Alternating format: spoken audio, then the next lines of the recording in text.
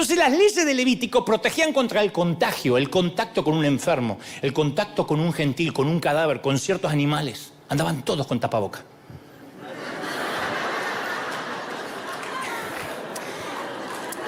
Una metáfora. ¿Y qué fue lo que hizo Jesús? Invirtió el proceso. Porque uno dice, ¿y por qué hacía esto? ¿Para provocarlo? No, él invirtió adrede, arbitrariamente el proceso. En lugar de contaminarse, él sanaba a la persona. Entonces, en el enfoque tomado por Jesús, yo no veo que él abolió lo que Dios había dicho. Abolió el cumplimiento de las leyes del Antiguo Testamento. No, Dios había santificado la creación, separando lo impuro de lo puro. Ahora, Jesús no anuló este principio de santificación, sino que revirtió la fuente, la dio vuelta. Nosotros somos los agentes de santidad de Dios porque Dios habita dentro nuestro y donde nosotros tocamos, contaminamos con santidad, con pureza, con sanidad, con prosperidad. Alguien tiene que aplaudir más fuerte que eso.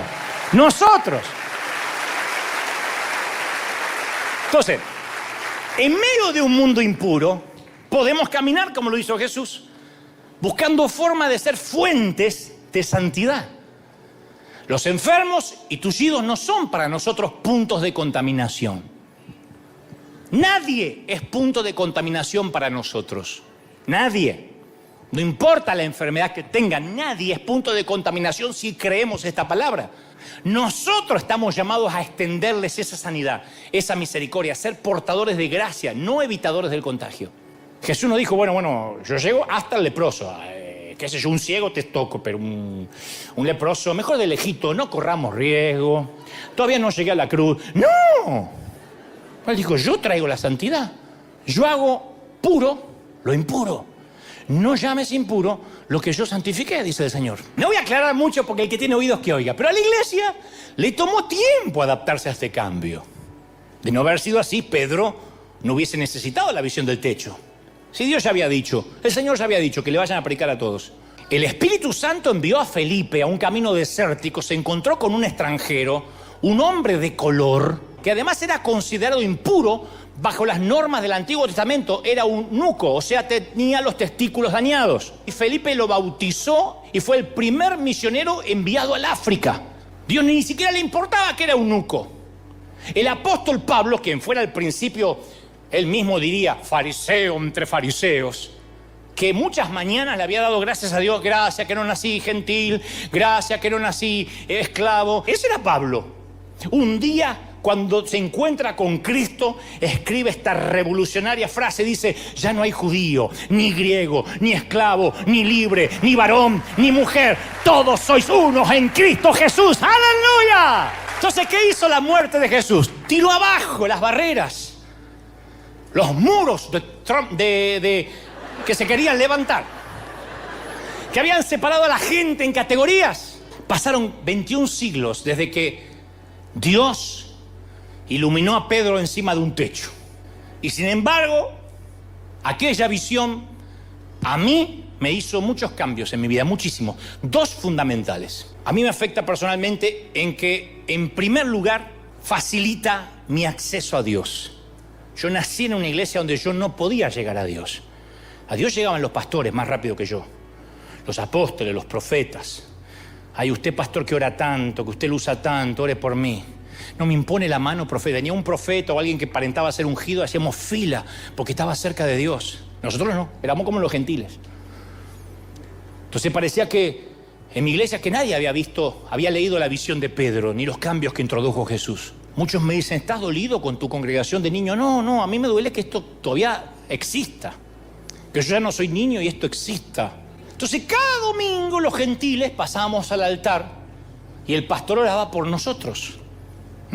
Tal como en el Antiguo Testamento, que les llevaban los sacrificios al sacerdote para que él se los presentara a Dios. A veces nos conviene o nos convino convertir pequeñas piedritas en pan para darle a la gente y que regrese por más el próximo domingo, en lugar de conducirlos al pan de vida, en lugar de enseñarles a adorar por sí mismos. Y miren que somos duros, que Dios tuvo que enviar o permitir una pandemia para que los pastores, algunos, soltaran el control. de tener a la gente con miedo, que si yo no te doy la unción, que si no te impongo las manos, que si no te controlo la santidad te perdés.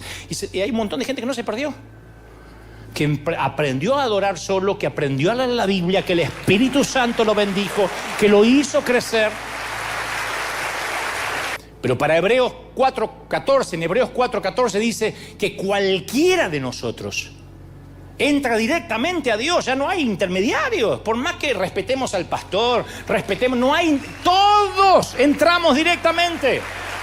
Anteriormente yo tracé un paralelo con un visitante de la Casa Blanca que no puede entrar, ¿no es cierto? Ningún visitante puede entrar. Hay algunas excepciones. Durante el gobierno de JFK, de John Kennedy, algunas veces los fotógrafos captaban estas encantadoras, estas tiernas imágenes donde ahí, bajo el escritorio del presidente, ahí estaban todos los tipos con sus trajes grises y los miembros del gabinete discutían de cosas de trascendencia mundial, como la crisis de los misiles de Cuba, ¿no? Y mientras ahí abajo estaba John, que era un nenito de solo 2 años, y John seguía al papá por los pasillos de la Casa Blanca, se metía en todos lados, nadie lo podía detener, ignoraba el protocolo. John ignoró el protocolo de la Casa Blanca y todos los gravosos asuntos del Estado. No le importaba si estaban tirando una bomba, si tu papá hablaba con los rusos. Para él su papá era dentista o quién sabe qué. Y su padre había dado la orden que John podía visitarlo y meterse en la oficina oval sin siquiera tocarle la puerta. Y hay un montón de estas imágenes en los archivos de la familia Kennedy, donde nadie jamás se atrevió, ni el secretario de Estado ni los comandantes, a exigirle a John que obedeciera el protocolo que todos los adultos debían seguir. Porque John tenía relación. Porque para John él no era el señor presidente, era Abba, era papá. Esa es la accesibilidad que tenemos con Dios. Así llegamos a Dios. Debajo del escritorio. ¿Cuántos quieren estar debajo del escritorio de Dios? Del que acomodó el universo, del que puso las montañas en su lugar. Dios es el soberano del universo, pero Él se volvió, a través de su Hijo, accesible como un padre cariñoso. En Romanos 8, Pablo incluso hace más cercana esta intimidad. Dice, el Espíritu vive dentro de nosotros. El Espíritu mismo, cuando no sabes qué decir, intercede por ti con gemidos indecibles. Dice, esto es lo que te trata de decir. ¿No es maravilloso? No tenemos que acercarnos por medio de una escala jerárquica. No tenemos que acercarnos ni por cuestiones de santidad. ¿Y usted qué es más santo? No. En el cielo no habrá pastores, en el cielo no hay evangelistas. En el cielo solo habrá adoradores. Dice la palabra que todos serán adoradores. No habla este no adora. Bueno, como este fue apóstol ya puede adorar en la oficina. No, todos son adoradores. Y Dios nos dio acceso para que le adoremos. Ahora, si yo te mostrara los garabatos de nuestra niña, si te mostrara los dibujitos, no significan nada para ti. Y los dibujos de tus hijos no significan nada para mí. Porque no valen por el garabato, sino quién los hizo. Es mi relación con ese nene o nena lo que le da valor. Ahora, si uno de mis hijos me preguntara, ¿podrías comprarme ese juguete? Cambia la perspectiva.